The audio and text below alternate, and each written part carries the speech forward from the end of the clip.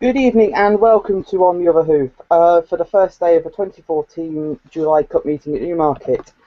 Unfortunately, we don't have our host tonight, Luke Elder, who's doing Bet Racing Nation at 8 o'clock, hence why we're a little bit earlier, so when you've finished watching us, you can go and watch him. We also don't have Michael Andrews tonight, as he's on a date with Tom Woodyer at Worcester. Instead, I've only got one person with me, and that's Callum Liddell. So good evening, Callum. Good evening. Good evening. uh, did It's you it's strange. This is uncharted territory for us. It's an, You know, well, you I've and Luke have never. done it. You and Luke have done it together because I had to leave. Well, I didn't Yeah. have to leave, but the internet failed 3 minutes in.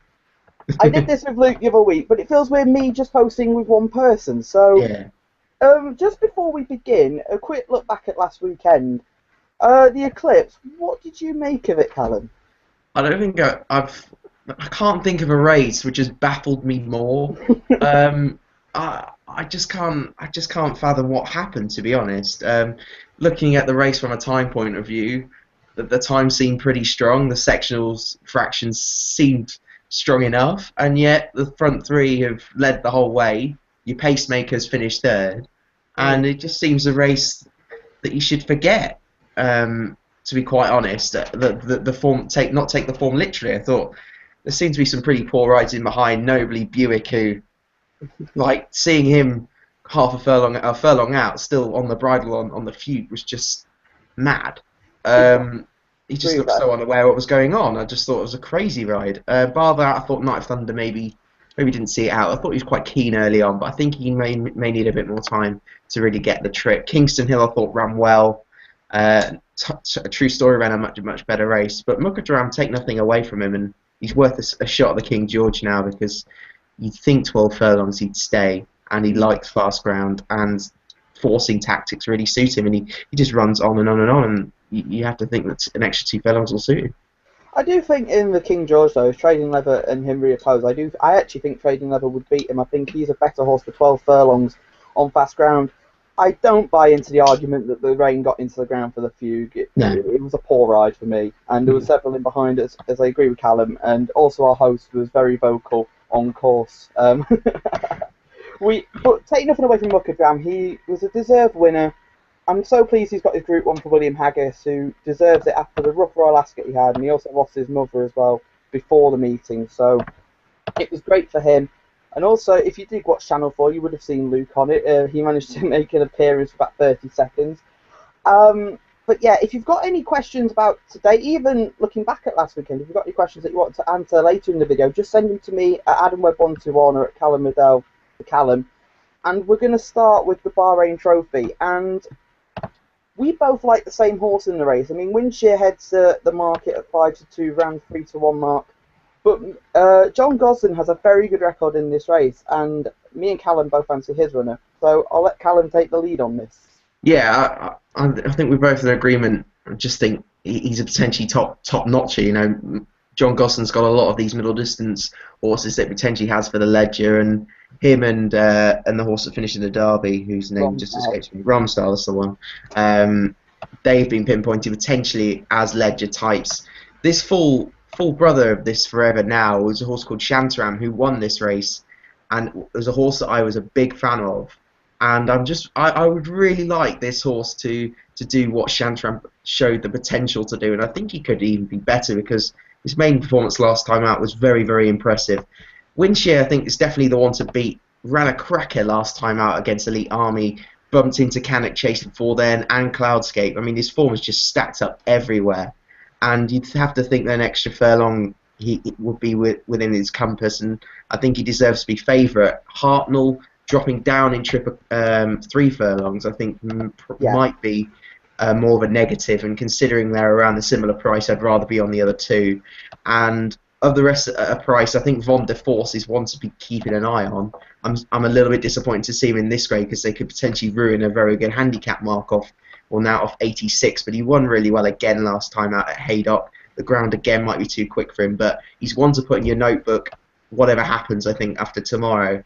For tomorrow, though, I think Forever Now, hopefully he'll show that he's all class, and I think 7-2, I think, is fair. I won't back him, but I think 7-2 Forever Now, most likely winner. I have to agree with everything you said there. Our host Luke, our regular host Luke, has we asked him for a nap before the show, and he's sent in Forever Now as his nap, and you'll hear his reasoning why it's going to win on Bet Racing Nation at 8 o'clock tonight. So I think Forever Now wins this. I mean, this Doncaster win for me was very impressive. The time before that, he was, I'd say it's slightly unlucky against Wonderstruck, although I think the best horse won on that day. He's just one of those John Gosden 3-year-olds that will improve as the season goes on, a step up in distance, absolutely no issue. And he's, well, for the Ledger anyway, he has that experience of Doncaster, and he was so impressive there. Also, I think the main danger is Winshire. Hartnell could be the one that makes the running, or will make the running, and could make it a test of stamina, which I think will just fall into Forever Now's hands.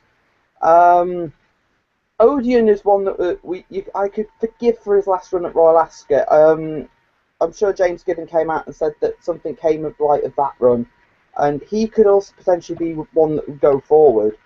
But for me, I think Forever Now wins this quite easily. So we're going to move on to the second race, which is the July Stakes, and this for me is actually a really good renewal. Yeah, I agree. I mean, we've got some nice horses in here. I mean, there are Ivorwood, Bellado, and also we've got Aidan O'Brien sending over the Great War. Now, I know what Callum fancies in this race, and you were quite sweet on Bellado. Yeah, again, it's not necessarily a really strong selection. It's a day where I'm struggling to really pinpoint horses when I quite like 3 or 4 in certain races, and I think again the market has it as I expected and probably spot on. Ivorwood really impressive on debut at Sandown, but I was thinking potentially horses that if I had to choose my 5 juveniles that have really impressed me this season, I'd have Ivorwood on there and I'd have Bellado on there because they both made really impressive debut performances. Ivorwood, as mentioned, in a race that's worked out well already. The second's won, the fourth's won, the third had set a good standard beforehand, and he just powered away from a good field up that stiff finish of 5 furlongs. So you'd think 6 furlongs would be well within reach for him, and he definitely deserves to be right at the head of the market. But Bellado, again, I was just so impressed by that debut. He was really well backed. He went off odds on debut, and when you go off odds on debut, you have to be a pretty decent horse, and you have to be showing plenty at home. It's only 2 weeks later, but if he comes up and shows that again, then I think he's probably just about the one to beat because it was so impressive.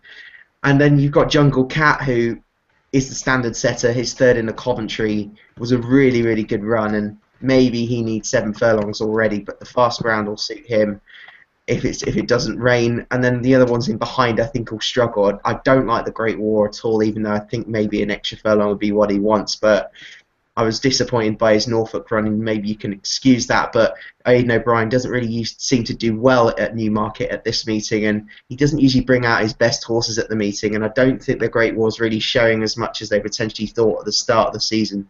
And bar that Mubtakar, I thought maybe wants an extra furlong now, but he's quite a small type, and the more I think about it, I think he maybe is one that hasn't got as much scope and improvement as the front 2 in the market who have come off just 1 run and have a lot more to give. So, but I think I can't fancy anything else below. Maybe Dougal at a price is a little bit overpriced because his form earlier in the season is working out quite nicely. But Bellado, I'll go for just ahead of Ivorwood.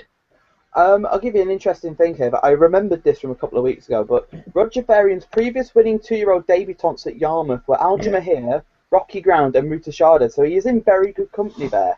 And they're all very good horses in their own right. I mean, Aljamaher is going to run in the July Cup later in the week. I was very taken with Ivorwood at Sandown, very impressed with his performance, and I do think he is the one to beat here. And Richard Hannon has got such a good record in this race. I just think that he would be the one to beat. Obviously, Richard Hannon Senior, but you get the gist. Yeah. I do like Jungle Cat as well at a somewhat bigger price. I don't really say it's a big price, and Mind of Madness as well, because they both ran well at Royal Ascot. Obviously, Jungle Cat behind the Wow Signal, who is a horse I rate very highly, and Mind of Madness was second to Pfeiffer Alga, who's actually another juvenile that I rate quite highly.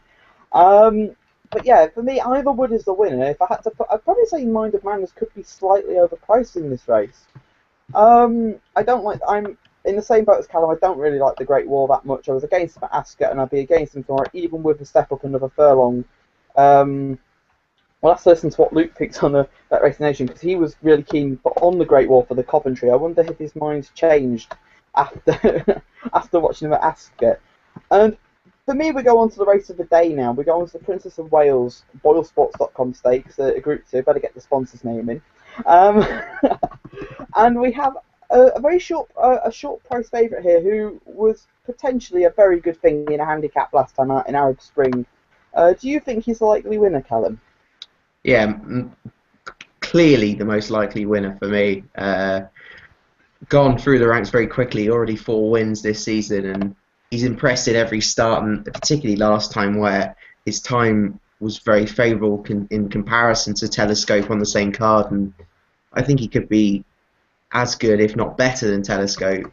I know that's quite a big statement to make, but a lot of people think that he's a real star in the making, and I think he's going to confirm that tomorrow. Already on official figures, he's only got £3 a fine, but that's on Cavalryman, and I don't think he'll run to 115 tomorrow. And if you're looking at your standard setters, Hill Star was rated a lot higher last year in some good races, and he'll like the ground. But I think Pethers Moon was unlucky not to finish ahead of him in the Hardwick, because he was ridden a lot more forward, and Hill Star was held right up, and I just think he was a little bit flattered at Hillstar, considering how he was ridden, and considering the pace was actually strong enough. So I think Pethers Moon will overturn that form, and I don't see what else can beat him bar Arab Spring. So I think Arab Spring wins this, and wins this quite comfortably, and I think Pethers Moon will chase him home. So I'm going to put a forecast between the two, a straight forecast I put up. Ooh. Do you know what? I'd actually agree with you on that, which is well, then again, whenever I said to Luke last time, when there's two on the video, we tend to do very well. And I actually agree with that forecast, because Pethers Moon, for me, actually travelled the best at Ascot. And at the top of the straight, I genuinely thought, even though Telescope was going well, I thought he'd have given him more of a race. But Telescope was just, it was such a good performance from him. Pethers Moon, I think, should have finished second that day. Hillstar was given a very poor ride, and it was obvious, I think, that the stable wanted Telescope to go and show that, and he's been held up way off the pace and has just plugged on to finish second. Arab Spring, I mean, that handicap, I didn't think he could win at Ascot. I wouldn't say he got to his ceiling in ratings, but I just thought in a competitive handicap like that, he wasn't going to put his best foot forward, but he obviously did. And before he even turned into the straight, I knew he was going to win. It was just the way he was travelling through the race, and the potential showed. I mean, in the post-race interview, they were already talking about the arc, and that is high praise for a very good horse. I mean, he's at a Monson, and sadly, we're not going to see many of Monson's crop anymore, as unfortunately he died a couple of years ago. One that does interest me at a big price, and we were asked a question about this from Shries, is Seismos, who I thought ran a really good race last time out at Sandown behind Brown Panther, and I thought was actually given a very good ride in the sense that they all came standside, and jockey that day fought to check out the far side, and actually he didn't finish that far off them over a trip that could potentially be too far for him. The step back down to a mile and a half and on better ground, I actually think he could run into third. And Martin Harley is a very talented jockey. It's seen as he's riding both him and Dandino in the race. So that'll be... But yeah, I think Arab Spring wins this, and I agree with the forecast, but if you want one at a bigger price, I'd say I wouldn't put you off Seismos at all. Anyway, we come to the last race on Channel 4, and we are going to cover as well the Henry Thessel Stakes as well, just before we finish. And if you've got any more questions, please keep sending them in. I've already got a few in. Thank you very much for those. We now go to the handicap, the BoyleSports.com download our app handicap, which was won last year in very impressive style by Maputo. I'm going to pose this question to Callum now. Do you think there could be a horse potentially as good as Maputo, i.e. as in group class in this race? Yeah, wouldn't surprise me. Knowing what horse that's going to be, I think, is a lot tougher question to answer. Yeah, I think this is a really, really good race, and there's a lot of horses that I've got my eye on potentially as being either group class or having handicaps in them, and it's tough to really pinpoint again what horse I think is the one to be on tomorrow. And Mount Logan probably tops the list. I mean, he was tried in group company after his maiden win last year, and that would suggest that he was quite well regarded then, and he started his 3-year-old career really well with an impressive win at Goodwood in form that looked really strong at the time, and I'm sure will work out well. And he goes on from that, then 7-2 could look a really good price because he's only up £10 and he could easily be a group performer. But again, I think What About Carlo could be another one who I backed at Epsom when he won, and he won really nicely. And he's off 101. That may not be the end of his improvement either. And they gave him an Eclipse entry this year, and they said potentially it may be a bit too early for him now, but next year they think he could really end up being a top performer. And if they think he's going to be that sort of quality, then in a handicap he's going to be a big danger. At other prices, Insani, I don't think you can discount. Medid, who was unlucky to be drawn on the wrong side in the Britannia. I mean, I cannot discount any of them. Monjol, out of all of them, I probably don't fancy the least. But again, his Newbury third was really strong with Connecticut winning it, and he won really well, albeit at really short odds at Beverley.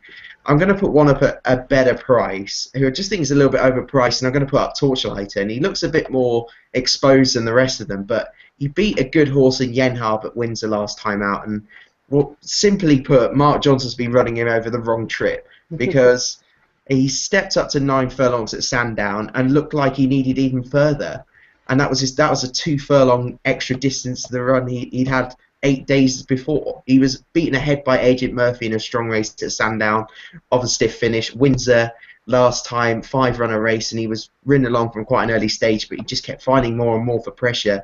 And I think a better run, strongly run race will play to his strengths. He's only gone up £4 for that, but he's actually off a £6 penalty tomorrow. So that's a bit of a disadvantage. But Mark Johnson, obviously, like you mentioned, Maputo won this last year, and I just think 12-1 is quite a big price for him compared to the rest. But again, I won't put a strong bet up because I think it's a really good race, and there's other horses that potentially are better than him. I know you're going to mention Stormodal. Free Code is another who I thought was an eye catcher at Ascot, and he's worth a step up in trip. But they could find any other handicap at over 10 furlongs in the country and win it, and they find possibly one of the strongest of the year. So I'm gonna put a Torchlighter, but at 12-1, I think that's a backable price. Yeah. Well, as Callum said, Stormodal was one of mine. I actually very sweet on, and also mostly sweet on What About Carlo, those top weight. But as Callum was saying, if they're thinking of him already, giving him an entry in the Eclipse already, it must show how much they really rate the horse. You can forget the Haydock run, he wasn't right that day. And then he came out at Epsom. It was a lovely win for Jimmy Fortune. It was his first winner since he tragically lost his wife. So it's a great win there for Connections. Also for Callum as well for his blog. I think if they're expecting him to be a horse of the quality they're expecting next season, then for me he should be winning this, and he is actually quite a big price actually. I mean, Mount Logan's in there, who's going to set the standard, as we say, as the favourite. But for me, I'd say What About Carlo could beat him. But Stormodal at an each way price I actually quite like. I mean, he was 5th behind War Command in the Dewhurst, and I've always thought of him as a 10 furlong horse. He was due to run last week at Sandown, and I actually fancied him that day as well, and I went to put the bet on, and it was a non-runner, so it was a kind of a, oh. So he was going to wait till next time. I think better ground isn't an issue for him. I mean, he's obviously got form on softer ground. I mean, he won his maiden on soft ground. But good ground for me isn't an issue. I mean, it was pretty quick at Sandown last week, but I think there's a bit of rain about, so if there's a shower or two tomorrow, it won't impede him.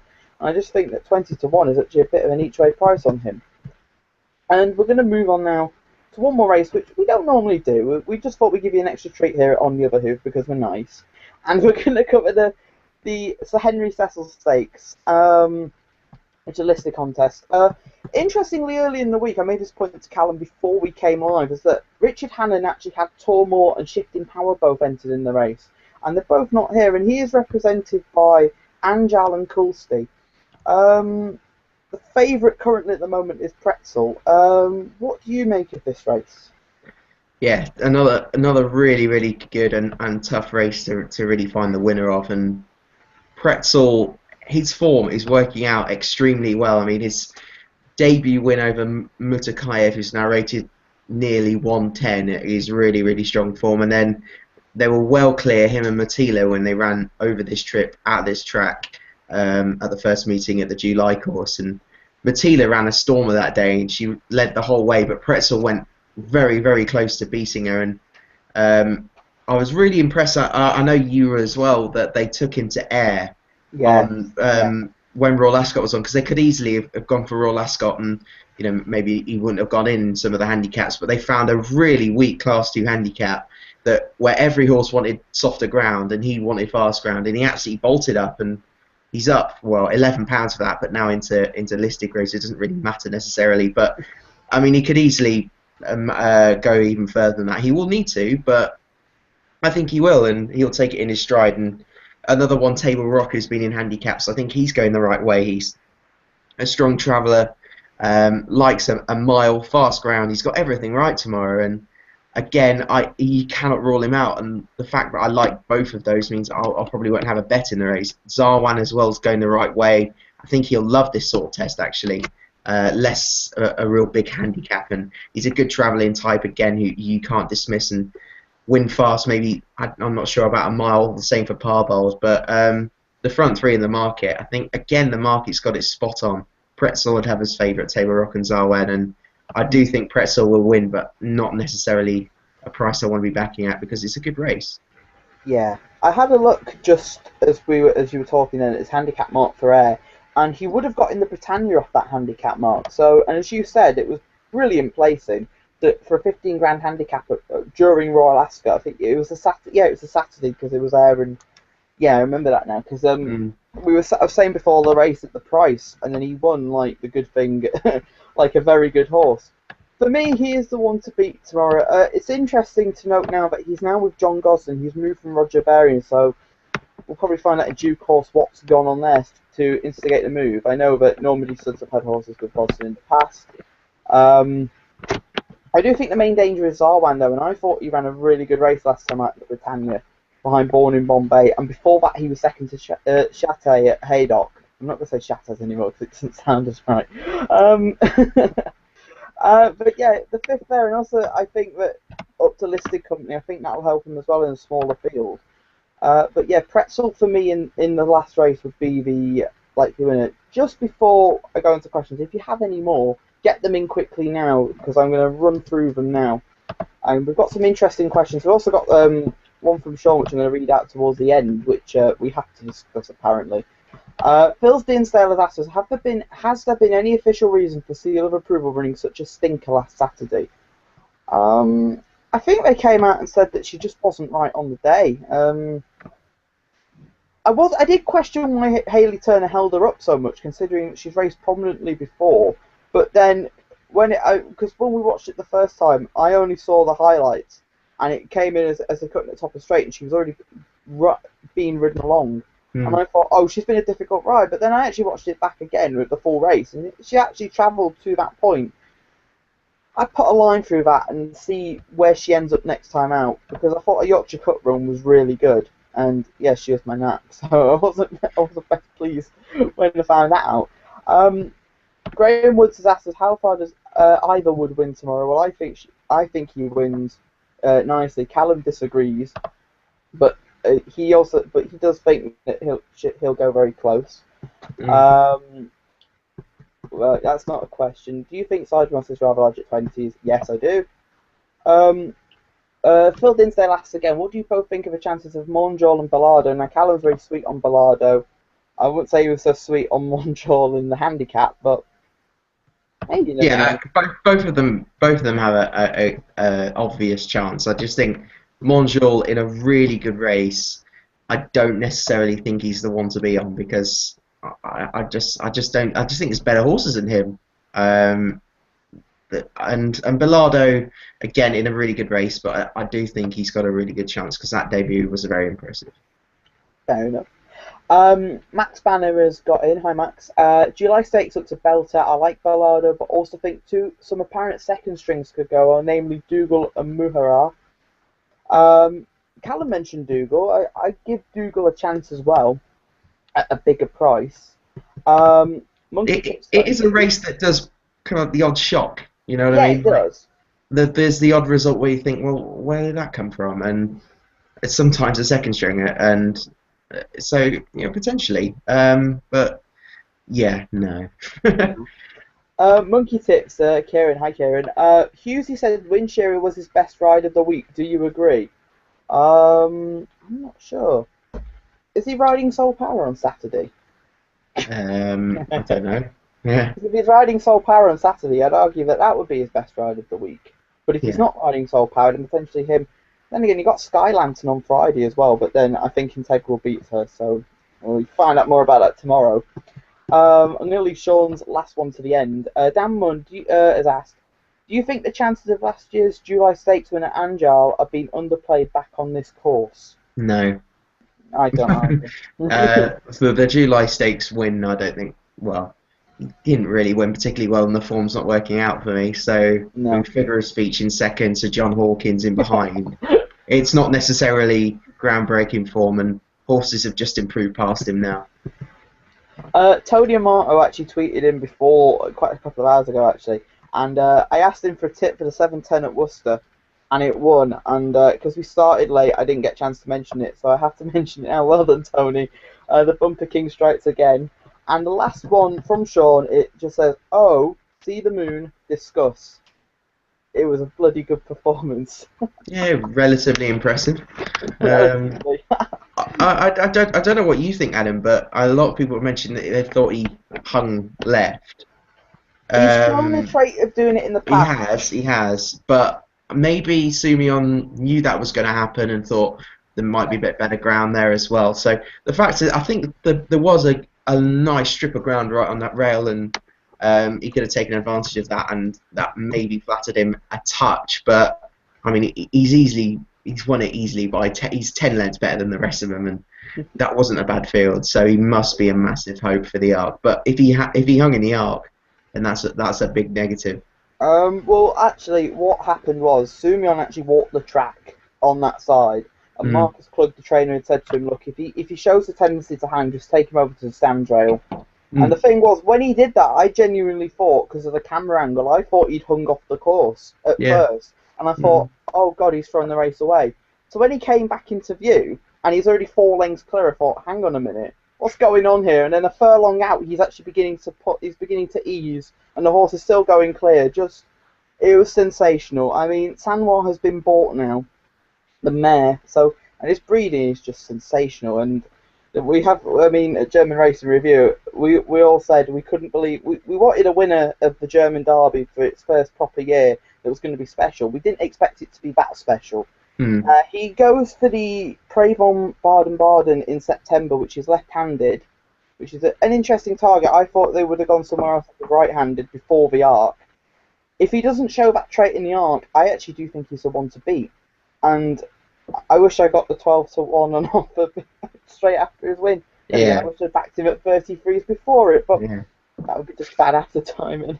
I think it's I think to put it in sort of context. I mean that's on time form rating. That was a £5 higher performance than anything in the German Derby seen before, and Scirocco being second, who was an all-conquering horse abroad after that, and then the only two better performances in Germany ever on time form ratings were by Daydream, obviously won an Arc, and Lomitas, who is was a serious horse. So Mm. that just puts it into context that it was a very, very good performance. And like you said, his breeding is just perfect. I wish, hopefully, I said to somebody before the German Derby, I was hoping that we'd see him at 4, but after that, I think his prospects as a stallion have just gone through the roof.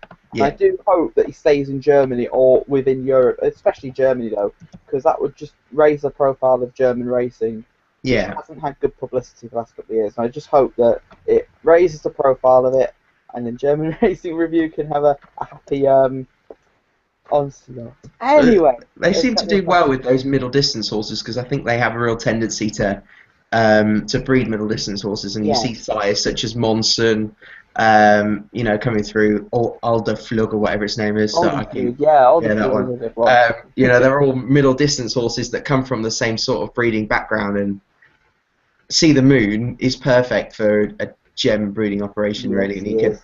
he could be perfect there. So very, very exciting horse in all aspects. Especially when you say it's a see the stars out of a Munson mare, it's just, yeah, Yeah, it's perfect German brilliant. breeding, really, isn't it? So, Exactly. So, okay, we're going to end tonight's video there. For tomorrow, I think it'll be me, Callum, possibly Michael will be on as well, if not. it'll be us two again. Maybe we'll have somebody else. Thank you very much for watching. If you have any questions for tomorrow Naps. night, Naps. naps. Naps. Naps. Thank you. Before we continue on naps, Luke, who's not here, he went for the nap trick and failed epically as Havana Cooler looked very on pace in the old Newton Cup and will want further. His nap is forever now. Callum, what's your nap? I'll go for Bellardo. And I'm going to go for Pretzel because I can't really be confident about a nap tomorrow, but Pretzel will be my nap.